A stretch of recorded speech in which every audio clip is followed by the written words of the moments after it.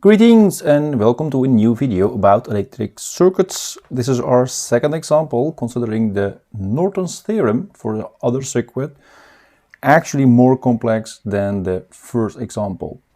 Of course, we will work everything step by step in the calculation, also verify these in SPICE simulations.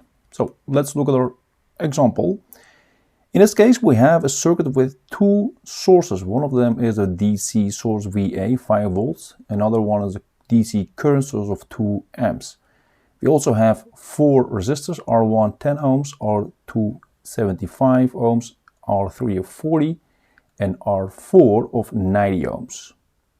Now, using Norton's theorem, we would like to calculate the current and the voltage for the resistor R4, for that specific resistor. And that is actually oriented in this fashion. So the I4 is going in this direction, from right to left this time.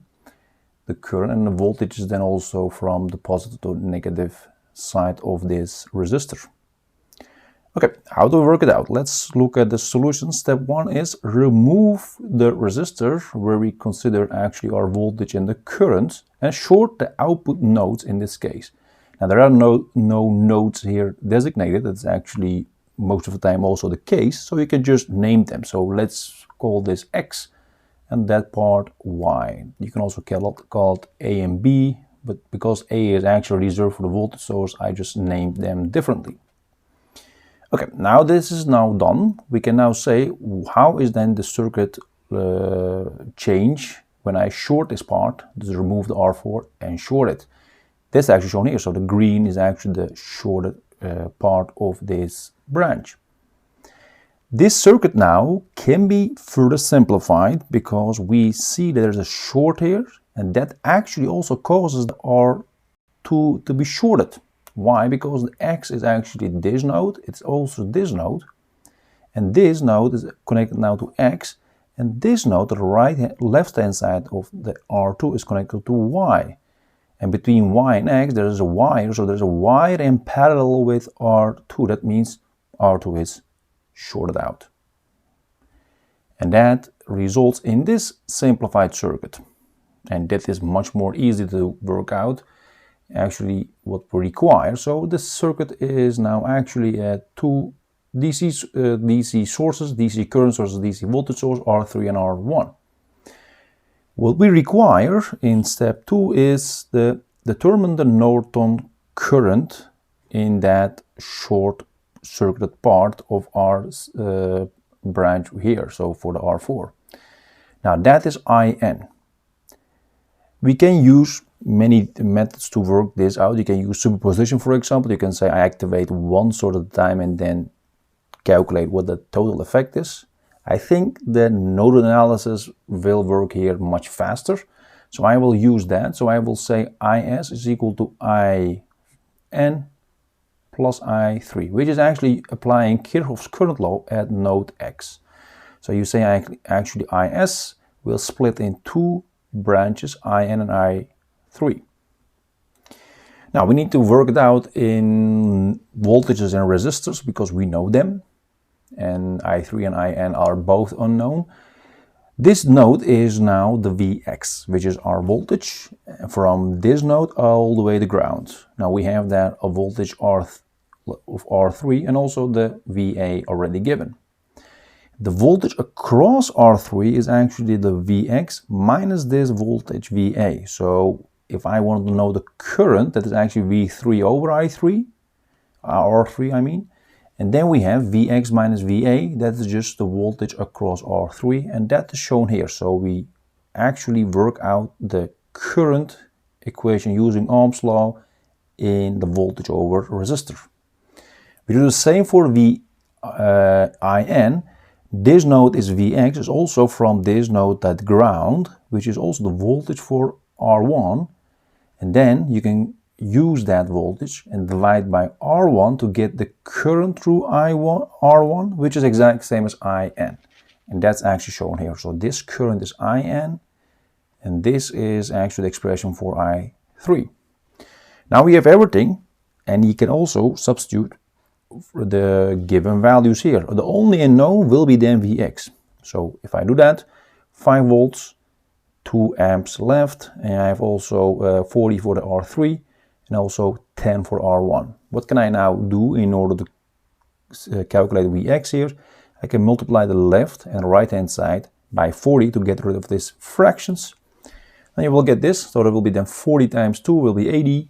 This will be just Vx minus 5, and this will be then 4 times the Vx. Now, let's bring every variables on one side and a constant on the other side. So I place the constant on the right hand side, I mean left hand side, and then the Vx is on the right hand side. You will get this. So 85 is equal to 5 times Vx. Vx is then 85 over 5, that will be 17 volts. So at this node I have 17 volts. Since this is 5 volts, it means I have here 17 minus 5 will be 12 volts across R3 only. Okay, now we need to now calculate the current of IN.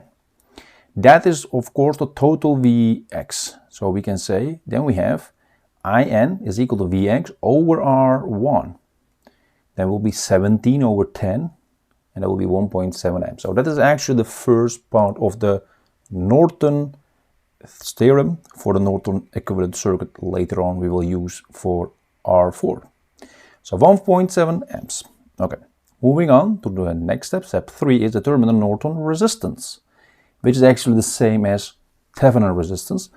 How do we do that? How can we determine that? You disable all sources in your circuit. That is the original circuit. You disable everything. You also remove R4, so you actually make an open circuit, not a short circuit. And you look actually between the node X and Y. So voltage sources will be shorted and current sources will be open. So you will actually get this circuit. So open between X and Y, where you look at it, the open IS and the shorted VA. And you will look actually in this form. So in order to work this out, you can also redraw this, because I have an open circuit here, so I don't have to use this part. And I also can connect this node to that node and also bring it closer to Y, and also make this just a wire, so we can get this circuit, which is, I think, not much nicer to see what's happening. Now again we look between Y and X, so this and that is actually our Norton resistance, Rn. What is that? Now you can see there will be R2 between the node X and Y, and there's also a resistor R1 in series with R3, because the ground is connected to the same ground. So that is actually a new resistor here, R1 plus R3, which is parallel to R2, and that is the effective value of Rn. But let's do that in steps. So combining R1 and R3 will be just a series combination, and I just call it RA. That is just RA is equal to R1 plus R3, that is 10 plus 40, will be just 50. Just series combination of two resistors. Now that new resistor RA is now in parallel with R2. So the circuit then becomes the following.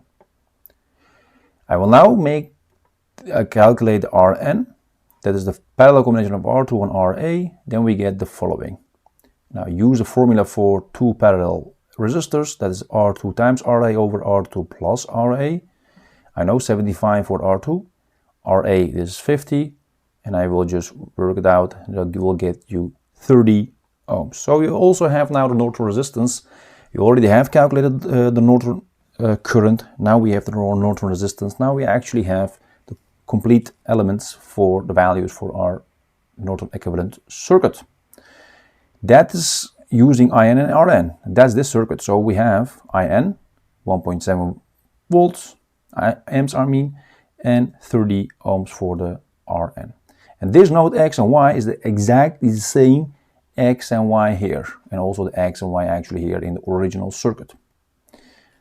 Now this is also the circuit we will use to calculate the required current and the voltage for this resistor R4. So let's then bring that together and then connect our resistor R4 to this Norton equivalent circuit. That's actually shown here. So you can see the Norton Equivalent Circuit here again. Between X and Y, you just connect your R4. That's it. What you get? Now, we can now work this out in the following fashion. This is, of course, the current you want, because it's going from X to Y, exact same here. So the exact same polarities and also direction for the current. And I can use now here the current divider rule. And I can say this current is equal to this resistor divided by the total resistor here, which is not in parallel, just a series of Rn of R4, so this formula, times the current actually here of this In, which is actually pushing here current and then splits in two branches. This is now the formula for I4 specifically. I know 30 for my Rn and 30 for Rn again here, and this is 90, and this is then 1.7 already calculated, and you will get exactly 425 milliamps. Now, we have now the current, we also know the voltage. The straightforward formula for that is using Ohm's law. We can say V is equal to I times R. Now V4 is equal to I4 times R4. We already have that, 0.425 times 90, you will get 38.25 volts. It is also exact.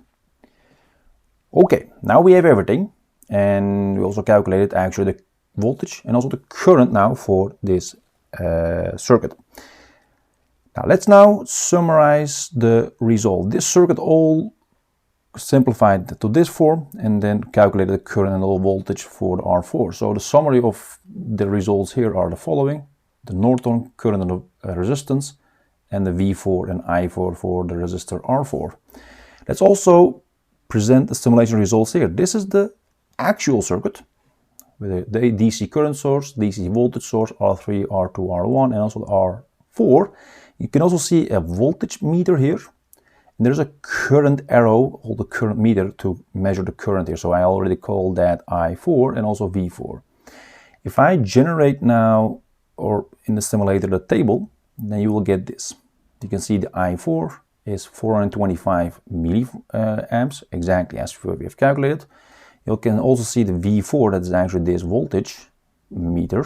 You get 38.25 volts, so exactly also what we have calculated. Let's also check that in the simplified circuit using Norton's equivalent circuit. That's this circuit, so just actually draw this circuit in the simulator. 1.7 amps, just a DC current source going in that direction from bottom top. You see an Rn, 30 ohms, and then connect between X and Y, 90 ohm R4. If I do the same analysis here, I will get this. What you see here is the following. I underscore R4 between X and 0 actually. That is 425 milliamps, exactly as we have calculated. And we also see the voltage, V underscore R4, 38.25 volts. So what you also see is this circuit, the actual original circuit, give you two values for the current and the voltage. The exact values for the current and voltage you also get using Norton's equivalent circuit by connecting actually the R4 between node and X and Y. That's really the power of using these theorems like Thevenin's theorem and also the Norton's theorem in this example. I will also show you these values, the tables, and also how you can generate them in the actual SPICE simulator. So now let's jump to SPICE and also discuss the circuit there. All right, we are now here in the simulator, the SPICE. This is the original circuit. You can see the R1, R2, R3, and R4, and also the DC current source and DC voltage source. This is the Norton equivalent circuit, so only this part. And this part is the R4 connected between X and Y. Now, let me do analysis, DC analysis, and just calculate the node voltages. So calculated node voltage means you will give, the simulator will give you the results for the, let's say, the meters you have put in your simulator. Now you can see here, this is 425 milliamps, that's going from right to left, that is correct, also what we have calculated. And you see also from right to left the voltage of 38.25. It's also the same here, so if I just click on this, you can see directly that the voltage of VR and the current of voltage of R4 and also the current of R4 is given here as we have calculated. You can of course also generate a table, so you can do DC analysis and then do table of results. Of course you get a lot of data because we have two circuits, so you get a long list. But by clicking actually on the specific component, for example this one or that, you can see directly this is 38.25, so you can just highlight what you need. If I click on this one, the simulator have actually chosen to go from, let's say, node 4 to node 5. That means actually in the reverse direction we measure. That's why we have here minus 38.25. If I do this, also highlight it, you will see also the voltage for that and also the current for the same resistor. Alright, this is then for this example, the second example about Norton's equivalent circuit usage using Norton's theorem. More complex circuit than the first example, and also two sources instead of one, but the steps are very clear, I hope, for you in order to calculate what is required. What we also have used in this example is the node voltage analysis or the Kirchhoff current law. So you also need sometimes, let's say, the previous discussions for these analysis. So for further videos we will make the circuits also more complex, and you will combine more theorems and network analysis, circuit analysis together to get your answer. If you have any questions, comments, please let me know and I will try to answer them as soon as possible. Don't forget to like and share these videos so that we can reach more people for these interesting topics.